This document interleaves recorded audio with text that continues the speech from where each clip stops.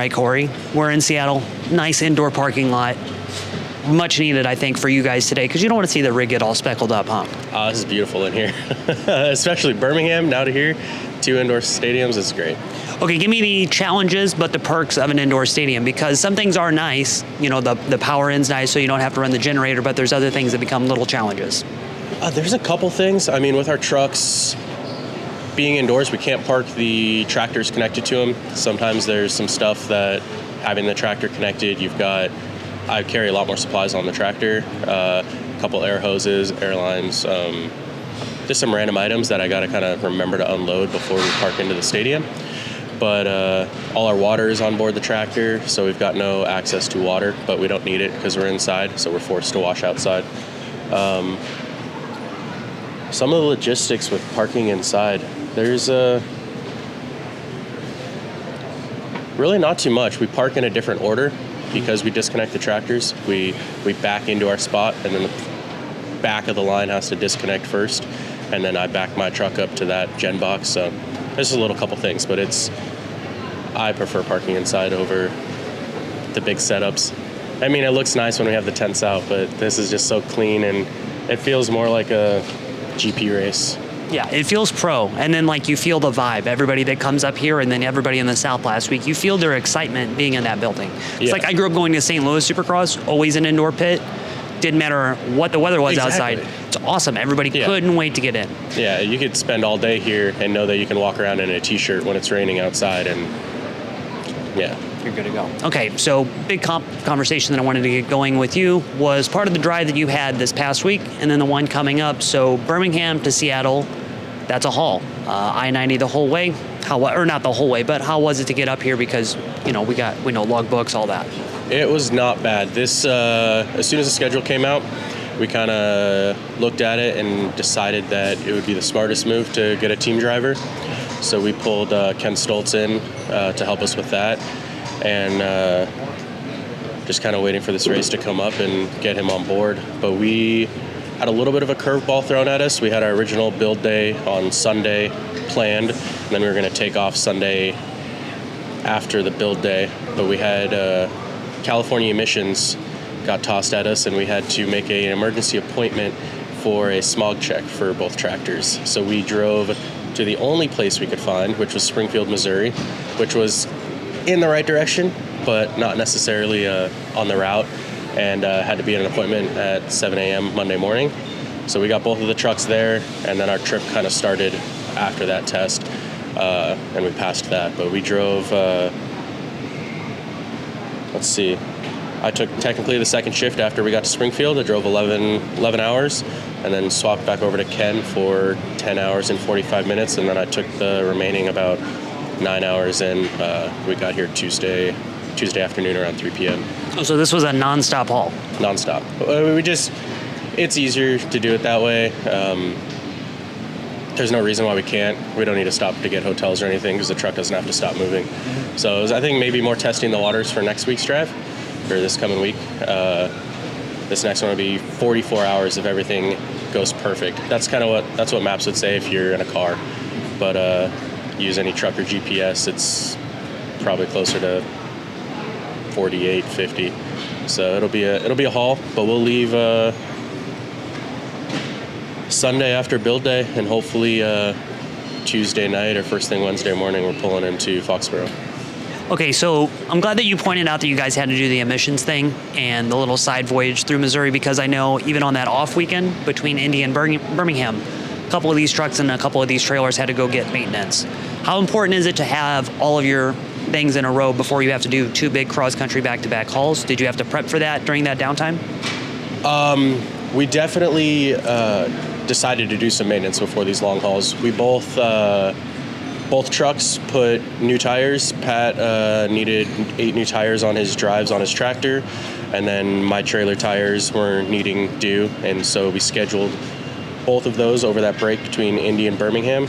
And then at Birmingham, I met a tire guy, and he came out to the trailer while I washed it and changed out all the trailer tires, so we had fresh rubber on the long haul, because you don't want to test it and see if you can make it. If you know you need the tires, might as well do it now and then get safely to Seattle. And then with the truck not stopping, those tires really just stay hot the entire drive. So they'll be hot all the way from Sunday to Wednesday going to Foxborough. How beautiful is that drive? I had like points, you know, is there something that when you're coming up that you really want to see, knowing that you guys aren't like stopping and, you know, Clark Griswold taking in the sights, but just, you know, hey, I'm going to come up around, this is where it's planned out. I'm going to see the sunrise here. I'm going to get a coffee here. We're going to swap out here. I'm going to take in this view because you've done this drive. I don't even know how many times by now. Lots of times now. Yeah. But it's good because now I can get excited about certain parts of the drive, and honestly the drives feel a lot faster when you recognize the area around you. Yeah. If you're driving somewhere for the first time, it really feels like it takes forever to get somewhere. But I would say the best part of the drive coming into here is coming through Idaho and Coeur d'Alene and kind of driving along the mountainside and seeing the big lake. And a lot of times when we come here, there's snow on the mountains, there's ice patches on the lake, and you can't beat that view. Like, I've got multiple pictures and dash cam footage of like coming through the mountains right there, and that's a good sight. The rest of it is pretty flat and barren all the way across. If people that are watching this like know me, they know that after Washougal last year, I did that drive from Washougal, so Portland to St. Louis, and then like went through Sturgis and all that right before Bike Week. Yeah. First time I'd ever been up there, had wanted to see that my entire life. It was beautiful. And that would be so fun for what you guys get. Like, I'm kind of like on flying in the plane right now. I'd love to do more driving. I love doing the drive-in. I'm so envious of you guys to see what you see of our country and just the landscape of it. I get excited about it. Mainly, I love flying, like on the private pilot side of it. But the big commercial side, it's just, I like being on my own schedule. And so being able to coordinate with other truck drivers or just by myself, driving by myself, making a plan, saying, I'm going to get on the road at this time, hammer that out, get to the next location and be like, all right, I don't need to start driving tomorrow until 9 a.m. I can sleep in a little bit. I'm going to hit this part during daylight. I'll be able to see this. Or if I kind of schedule this right, I won't have to drive through traffic of this big city. So it's way more relaxing driving a truck. I know the mechanics come to me every week, especially Jade. He's like, I don't know how you do this, like get the truck from here to here and not be completely wiped out. But I'm like, I prefer driving over flying in a commercial airliner. I've been driving a lot lately. I love it. I love being on my own. I know you have the XM radio, and I like Sirius XM. So the channel's now channels. changed to 65 though.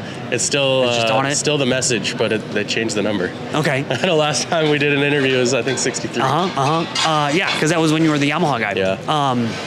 I'll roll the windows down, but I put foam earplugs in, so then it's just like silent, but I get the fresh air in. Because I like this last week it was a little tough because I had Ken sitting in the passenger seat So or in just- the bunk, and so normally I told him I drive with the windows down and I kind of crank the music up, and it was a little bit quieter this trip. Put the headphones in,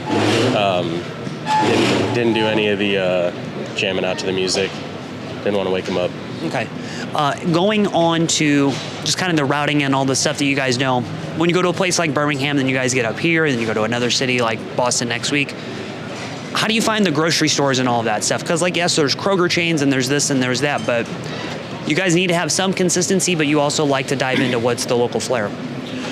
Usually, I'll give the credit to Pat on that one. He's got all of those big box stores figured out and where to get groceries. I didn't even know this week we pulled into Seattle and there's grocery stores around here definitely, but he's like, oh, let's go to US Foods and we'll go get our groceries. And I'm like, US Foods, like those are the semi trucks that you see going down the freeways that are delivering to restaurants and stuff. And he's like, oh no, there's like one you can actually go to and buy bulk meat and all the restaurant supplies that you need, and we got all the cases of water there. So it was like, Pat knows where to go, and I kind of follow him for the most part. I learn, but I got a little bit of an easier job with this truck. Pat's got all the food and grocery shopping duties in his. That's a restaurant on wheels. What are you talking about? Restaurant on wheels. I don't know if everybody's seen a video of that, but that is the top rig in this industry for catering. If we can, maybe you give us a little look inside to finish this. You said something about seeing the U.S. food trucks driving down the road. When I was driving home from Daytona a few weeks ago, I saw a lot of sprint car trailers. I love sprint cars. Going down to do the Volusia Bike Week race that was right after Daytona. And that has me thinking, how many race trucks are out there on the road? NHRA stuff, NASCAR stuff, IndyCar stuff, you guys, all of that. How many times do you see other race trucks out on the road? And can you spot them? Because I know I can spot them coming on. Immediately. Mm-hmm. I can see them from a distance, and even if I'm not quite focused on the other side of the road, I'll catch it out of the corner of my eye and see it go by, but I rarely miss them. Yeah. I'm still trying to figure out what channel CB they run on, because I know we run on a certain channel, but I'll make a comment and like say, hey, looking good, and usually I won't get a response. I think they've got their own secret channel that they talk on. But no, those stand out to me like a sore thumb. And surprisingly, driving this rig, I still get excited every time I see one of those go down the road. Okay, Cory. There's not that many either. So, again, thank you for this interview. I've looked forward to this all week because this goes back to something I sent you on Sunday. My wife and I drove back from Birmingham. We stopped at this gas station called the Tennessean on our drive up because Buc-ee's had way too long of a line. So we didn't stop, but it's a good thing we didn't. Because we go in and there's a whole cardboard box stand of the new Ray toys of your truck. And it's your truck, dog. I know it's your truck because it says Paradise Auto on it. And it says Alpine Stars and all this stuff. It's not some blank branded one. It's your truck. Yep. And I had to buy it. And then I sent it to you, and I just have thought about it all week, how cool that is. So for you, how cool is it to know like there's a miniature version of what you spend so much of your life in? It just kind of gave me goosebumps saying that. Because, there's not many trucks on the road that have a replica that kids want to buy and play with. I know as soon as I started driving for Star, they have a replica semi, and that was one of the first things that I went out and I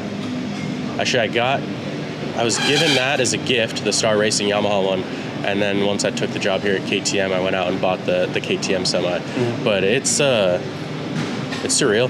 It's cool. I walk into truck stops and I look for them, see if they're on display. There's a lot of times that I'll see a Husky one, but I think the reason why I don't see mine is they're more popular, so people are buying them. No, I think you're right, because this kind of kicks into another thing. I think I got to figure out why these trucks are out there. Like, is it a toy company that's putting it out there because little kids are at truck stops and they know they're going to sell them? Is it a Red Bull marketing campaign to sell the Red Bull logo but not sell the Red Bull logo that goes against 25 years of their marketing ethos? Like, how's that stuff getting out there? But when I saw it last week, my wife pointed it out. Dude, it stopped me in my tracks. Like, to know that someone I know, you're gonna drive by the gas station that your truck is at, just blew me away. I thought about it all this week, and I was so excited to come get to talk to you about that. How much pride do you take in your actual rig then? Like to know, it's like hard to describe. This truck is my baby. I know a lot of people, especially on the team, kind of will make fun of me or mock me, but driving this billboard down the road means a lot, and so making sure it's shiny and looking good, and anybody that drives by it can see how much pride we have in our equipment is huge. So I love this. Love keeping it clean. Love making it look just like that toy. And I could only imagine a kid having one of those toys and then actually seeing the real thing go by him. That would be sick.